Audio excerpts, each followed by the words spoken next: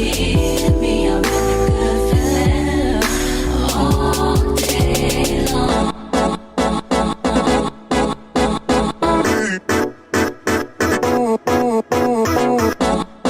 Hey guys, what's up? Back with another video.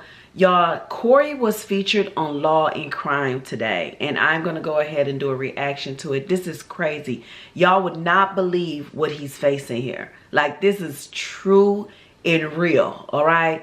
He's sitting up trying to make a mockery about everything, but this is serious. And I don't know what's going on with Corey, but Corey, you need to wake up. This is no games.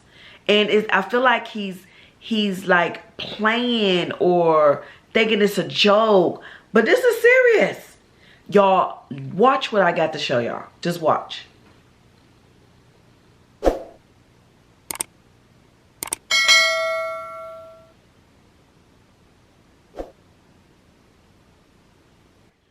A YouTuber once known for his family vlogging. Look, go there. Come on. Can't get over here. My car went out there. Is now accused of kidnapping 2 women. But the story doesn't end there. Authorities say the Texas-based content creator fled the United States by booking a one-way ticket and hopping on a nearly 20-hour flight all the way to the Middle East. So how did a man with millions of social media followers end up charged with aggravated kidnapping? Well, it all began on November 22nd. That's when a woman exchanged numbers with 26-year-old Corey Pritchett Jr. The woman told authorities the following day she and another woman met up with Pritchett. They did some pretty harmless activities like working out, ATV riding, then bowling. But it was at the bowling alley where things took an intense turn. While there, the 2 women felt like something was off when Pritchett and his 2 friends started acting strange. The women told police they were repeatedly looking around, seemed on edge, and were acting suspicious. The unnamed women told police they learned Pritchett and his friends were having issues with another group that was there at the bowling alley. So they reportedly told Pritchett if he continued acting that way, he should just leave with his friends. Pritchett in turn stepped out with his friends, but never returned, leaving the women behind. After some time, the women texted him because they left their stuff in his car.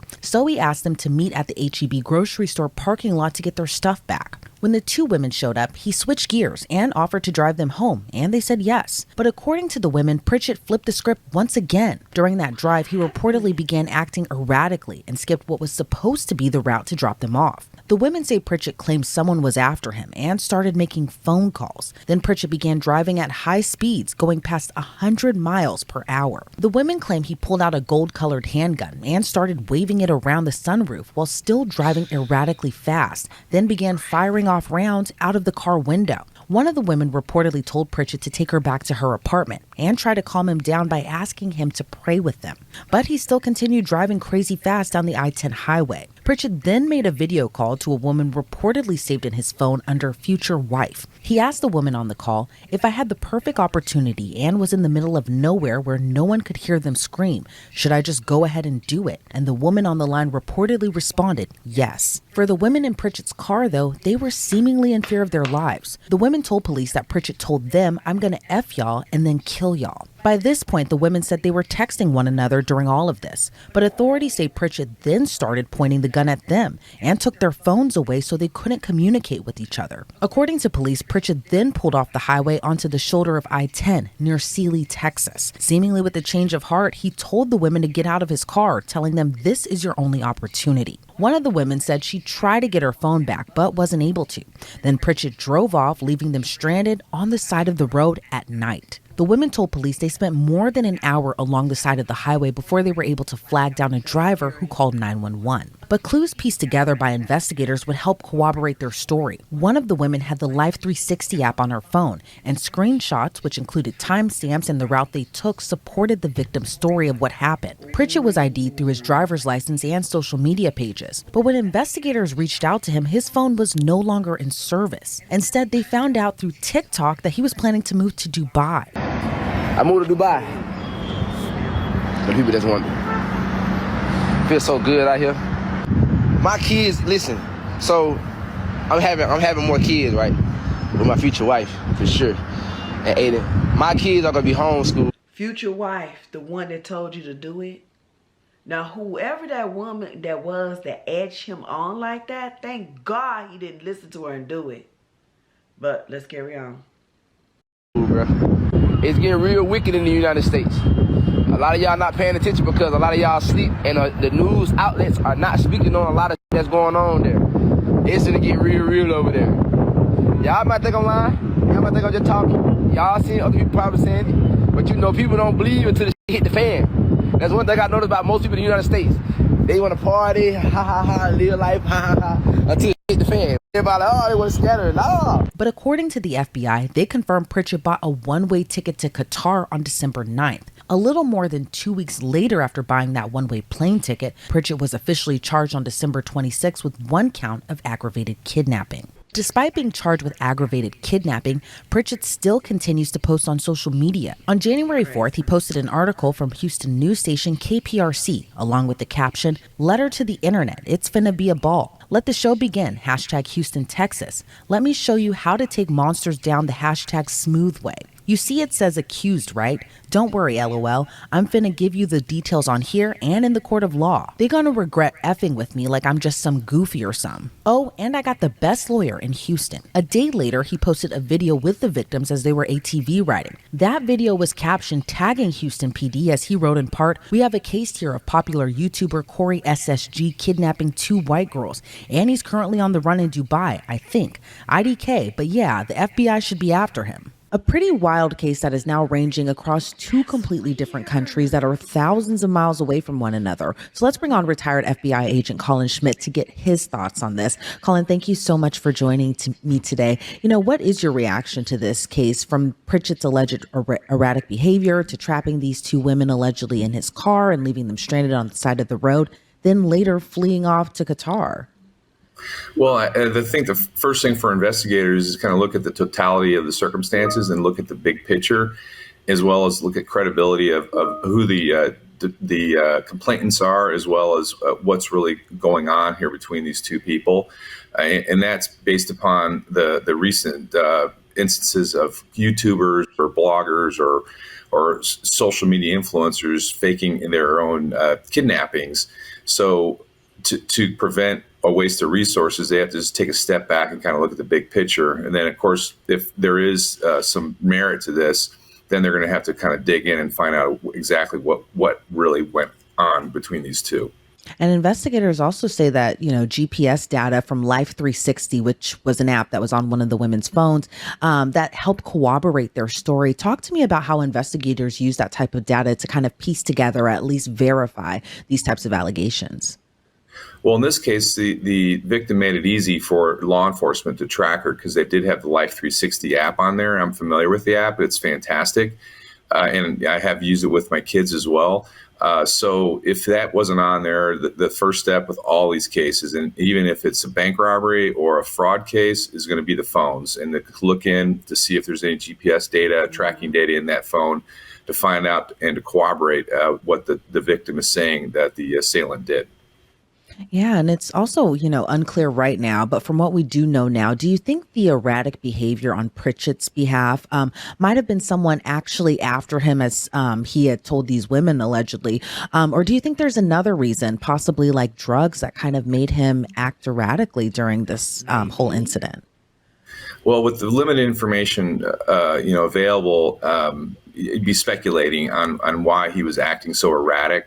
So when somebody's acting erratic, there's a catalyst or some sort of antecedent that make them do that. So either it's something internal or external, and that's one thing that's going to come out, so to speak, in the wash as the investigators do their investigation and start talking to people and find out why he was behaving in such an odd manner.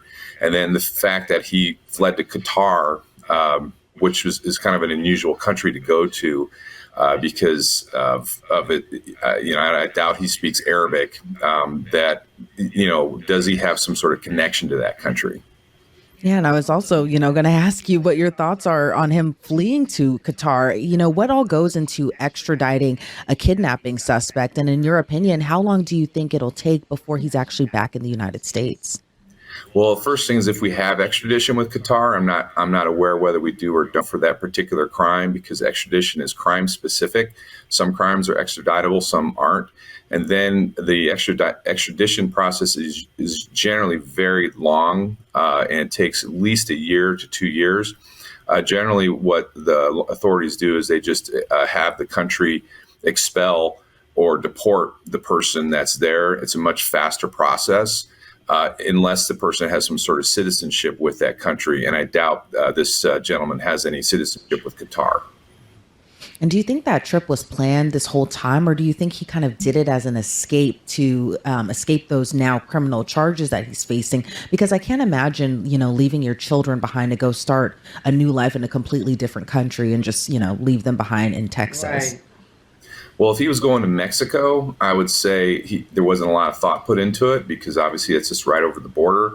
But to take an international flight, I mean, you have to fly through an international hub, whether it be Houston or Los Angeles or New York, and then make a couple of connections to get to Qatar.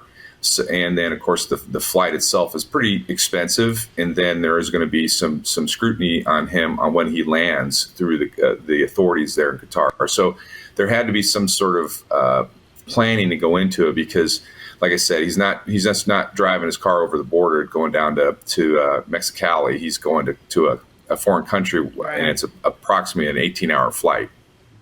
Yeah, and booking that one-way ticket as well, too. I can't even imagine kind of going back to this alleged crime as well. Can't imagine what it was like for these two women who were stranded on that highway until they were able to flag down a driver who eventually called 911, and then authorities arrived as well, too. But, kind of going back to the overall alleged offense in this case, what do you kind of make of just leaving two women stranded on a highway and then just, again, fleeing off to a completely different country? Well, that tells me that there wasn't much thought put into this. It sounds more like this was an impulse crime. He was reacting to some sort of something maybe the women had done to him, or vice versa. Right. And this was reaction, and he didn't think it through. And then I think finally it kind of dawned on him that what he had done is basically going to land him in jail. And he essentially panicked. Kicked him out or put him on the side of the road, and then obviously left the country. So he's definitely has a lot going on inside his head, and this case is only going to probably get stranger as the investigators dig in. Yeah, and you mentioned something earlier in our discussion, just about his whole social media persona, which is kind of another added layer to this whole entire story. Pritchett has millions of followers across different social media platforms, but then you tack on this alleged behavior and this alleged or this crime as well too. What do you make of all of that, given that he was this kind of apparent rise on social media, and then he got kind of famous as well too, doing family content, and then for this to kind of come out? What do you make of just kind of that Jekyll and Hyde situation that we're kind of seeing all unfold? Well, that's from where I started with this, that because of his social media presence, law enforcement was going to have to kind of dig in and kind of determine what the motive behind this was. Maybe he had no intent of harming these women. He was just doing this for the classic clicks. Or, like I said, he had something going on in his life that made him panic. But it seems like there's such in society now, there's such a intense pressure to get quote unquote clicks, that we see these social media people doing some amazingly stupid and abhorrent things. And frankly, I think law enforcement and the society as a whole is really kind of getting tired of it. And the hammer is starting to fall on these people for their behaviors. Now, say Pritchett makes it back to the United States, he's facing this kidnapping charge. How long of a potential sentence or punishment do you think that he could be facing now? Well, if the federal authorities get involved, I believe you could get up to life in prison for kidnapping. So depending on the circumstances and if it's provable, in this case, he didn't take the victims over state lines. So there's an argument that it's not a federal crime. However, there is a kidnapping statute in Texas. So, and Texas has a pretty aggressive law enforcement culture there. So he's going to be facing some jail time if it turns out that this was legitimate kidnapping and these women are willing to testify. Law enforcement is making an effort to bring Corey Pritchett Jr. back to the United States. In one of his latest Instagram posts, Pritchett wrote he was back on the way to the U.S. because he had a meeting in Houston. That post was followed by another with the caption, "See y'all when I get out. Crazy everybody want to see me behind bars for accusations I didn't do. I know God got me. Love all my supporters. They can't keep me down." Reporting for Law and Crime, I'm Elizabeth Milner. That is crazy. Oh my gosh. He could be facing life in prison. And even if he don't get life, he's still facing some type of jail time. If these accusations, whatever, if this is true, what these ladies are saying he did, you know what? You ain't got to worry about starting no family in Dubai. You ain't even got to worry about having no kids, okay? You already don't see your kids, so you ain't even got to worry about that no more. You can go ahead, sit down, and clear your mind and figure out some things, okay? Because that's exactly what's going to happen. All right, y'all. Y'all let me know what y'all think down below. I'll see y'all next one. Bye.